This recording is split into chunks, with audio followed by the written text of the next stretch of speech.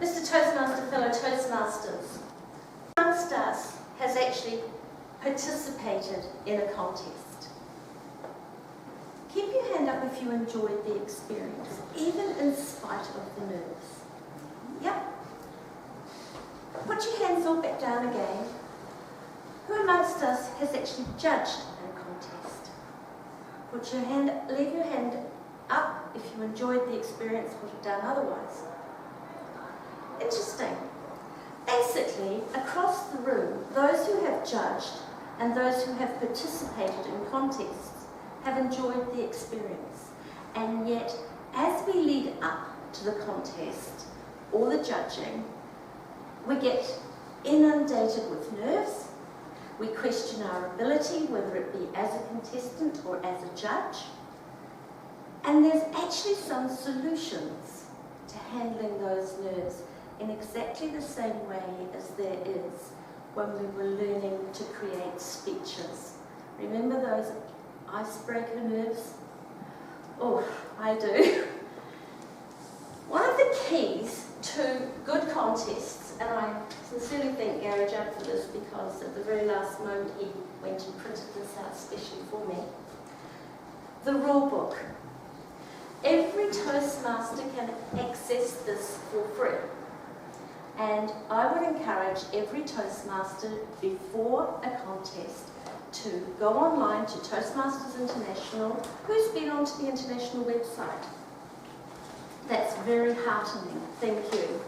Those of you who haven't, take the opportunity to do so. www.toastmasters.org. When you get onto the website, up in the top right-hand corner, there's a search button. Search Contest Rulebook. Now, like all contests, people want to win, but people want to win fairly. And to me, one of the secrets to the success of the contest is if everyone is playing from the same rulebook. And it's really important. So that's the first tool I want to really push to you tonight, is to go online. Now, all the 4 primary contests that Toastmasters International runs are in this book. Coming up, who can tell me what are the 2 contests we're about to embark upon? Yeah? The evaluation contest. Yes, and the international. The evaluation and the international, thank you. Now, these 2 contests are contests which the first one actually measures and gives us a chance to pit our wits on evaluation. The other one is the international. And the international speech contest is our opportunity to be as creative and as diverse and as thought-provoking as we can muster up the strength to be. Again, I come back to the rule book. To do that, you need to understand what you're doing. So I'm talking to you all at this point in time as potential contestants. And I'd like to think that this club would actually produce some very high quality speeches for that particular contest, both the evaluation and the international. The international speech contest matches the same rules as a normal 5 to 7 minute speech, except you get 30 seconds added to the 7 minutes in which to make sure you're finished, because you'll hear the wonderful words, "We had no disqualifications tonight," which means everybody spoke within 7 minutes and 30 seconds. If you hear the other one, well, you know somebody went too far. Okay, so that is actually a starting time. We're not going to go into too much detail around that. So that's a quick look at the 2 contests we've got coming up versus the others that we can cover off at another time. So there are some things we need. So I want to first of all talk about it from the point of view of the contestants and the persons who look after those contestants. So the key personnel for any contest is a chief judge, a contest chair, I do beg your pardon, a contest chair. The contest chair's responsibility is to find the judges, to make sure that the contestants know the rules and I give them some briefing way ahead. So if our contest is, and I'm just making this date up, so please don't all go with it as though that's the date. If our contest is on the 23rd of February, I would expect that 2 weeks prior to that, our contest chair would be given a speaking slot to say, in 2 weeks' time, we have the International and the Evaluation Contest coming up, and I'm going to be working with the contestants, and I've already got the judges all sorted out. Now, when I say it's their job to get all of that, it doesn't mean that they have to physically be the person that gets on the phone and does it. I know that there was a time when I was having none of those jobs, but I was run by the contest chair, way ahead of time, plenty enough time to be organised, and he said, Ellie, can you find some judges for me? I was more than happy to do that, because it wasn't a rush. So if you're a contest chair, and you know that your responsibility is to have those contest judges there, then talk to people, draw on resources. You don't have to be paddling in this canoe alone. There's lots of people in this club who are really willing to help. They get a bit toey if you ask them 2 nights before, because they start calling in favours from friends, and that's not such a good idea. So be well prepared.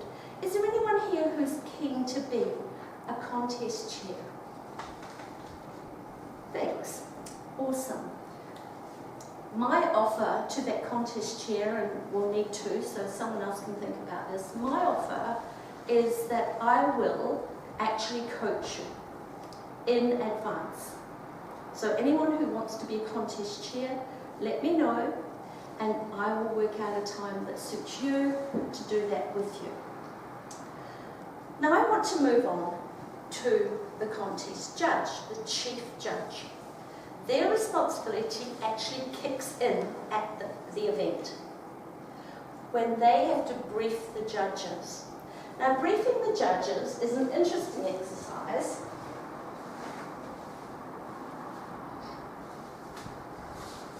Because there's a few things you have to go over. First of all,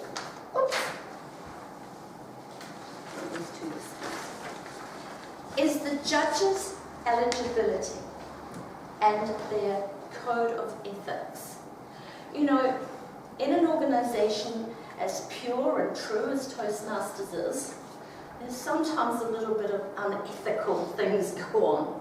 So we want to ensure that doesn't happen in our club, and we certainly want to ensure that it doesn't go on above club level. So there is this code of ethics that people go through and they sign. And it basically covers off that you will be fair, that you understand your role is to find the best speaker on the night, not the person you think would have been pretty good if they hadn't muffed that part in the middle. Or, she's really a really experienced speaker, she'd be much better to go forward and represent us. Please note the sex I used there. But, you know, that covers off making sure that kind of thinking doesn't creep in. I'd like to say it never does, even with this. I have to say sometimes it can seem a little bit odd. But because we have this, it helps us to go, okay, I've done my bit, and we've done everything we can to actually put this on an even playing field. So that's the judges. Then there's the ballot guide. Now what I'm really going to suggest is that on the nights of our contests, that every chair has a different coloured piece of paper. So we might do them all in pink or green, but we print these out for every single person in the room. Because the only way you can become an experienced judge is to do it. I could stand here forever talking about the criteria of each contest. So the contest that I have in my hand is the evaluation contest. And the criteria is things such as, well, pages running the wrong way, the analytical quality. and then a descriptor around what the analytic quality means. The recommendations, how were they presented? And the only way we as Toastmasters are going to become proficient enough to be able to say, when we're being asked as a club to send some judges to Bishopdale or Riccarton or wherever, is if we actually have some confidence in ourselves as judges. So that's why I'm going to suggest that as a club, on the night of the contest, we have one of these for each of the contests sitting on our chairs. And we'll have them in a different colour. Why do you think I want them in a different colour? So I don't get confused with the actual... Yeah, so they don't get confused with the judges, all right? But what I'd also like to do is, at the bottom of each judging sheet, is an area for first, second and third. And we may not be able to do it on the night of the contest because time just really does run away. But what I'd like to do is we suggest that the Sergeant-at-Arms collects up the 2 judging sheets that everybody has done, and then the week after we share what collectively we would have done. Would you like to do that? You would? So, Dave, that's just an idea. I'm not saying we're going to do it, but maybe it's an idea to just move us forward. I'm really conscious of time because this is one of the most hugest conversations to have, and I don't want to overstay my welcome. Now, it's great to have someone put their hand up if they wanted to be a contest chair. Here I have scripts. So being a contest chair isn't quite as scary as it could appear. There's a script here, and there's scripts, various styles, but they all are scripts that cover all the key points. The problem that I see, not only in this club, so this isn't just about Cathedral City, this is across the board. People have become, oh, I'm a contest chair, all I have to do is turn up and read this. But if you don't understand the mechanism behind this, then you can really be left feeling absolutely swimming. And I've seen, not only in this club, but I've seen people who've been contest chairs that have arrived, they've said, yes, I'll be the contest chair. They go there, they've been told they'll have a script, and then they get there thinking, oh yeah, all I have to do is read this. And then it starts talking about gathering the names, briefing the contestants, ensuring that, and it's like, what the heck am I meant to be doing? And it's really overwhelming, and it's not fair. And then you end up with people, like in a club like this, where we are so strong, that people are hesitant to put their hand up to do something like a contest chair, because they've seen other people feeling like flummoxed. That's a good word, isn't it? So to avoid that, as I say, we're going to do some coaching so that it isn't just a case of going, oh, here's 2 sheets of paper, go read them out on the night. Now, for us as a club, there's a few things we need to do. So we need to get the judges, and that's important. But one of the things that as clubs across the country and across Christchurch, we make sure that we give our judges a thank you gift. So somebody needs to be responsible for that. Now traditionally that falls to the responsibility of either the contest chair or the contest or the club president. So that needs to be sorted out way in advance. There's this kind of thing going around at the moment that petrol vouchers or food vouchers or Prezi cards seem to be doing the trick. So if that's what you want to do, it used to be bottles of wine. I used to enjoy going home with my bottle of red. I'd be stoked. But it's actually not about that. It's about acknowledging the fact that these Toastmasters have given up their time to give to us, and it's our way of saying thank you. So that's a pretty important must. Another thing that's really important is ensuring that we have someone who's there to welcome the judges. Often they're not familiar with our club, and it's really nice to make sure that someone is responsible for doing that.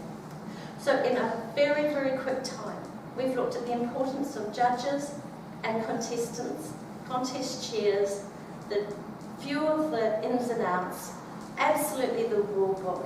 Please, who's prepared to go and get the rule book and really read about the rules around evaluation and international contest? Yay, good, thanks, it's really encouraging. Get your heads around it. Let's think that our next contests are going to be contests where we're still learning. Don't think that we're going to all arrive there and it's going to be a la perfect. I have never yet been to one that I thought was a la perfect. But we're taking steps in the right direction.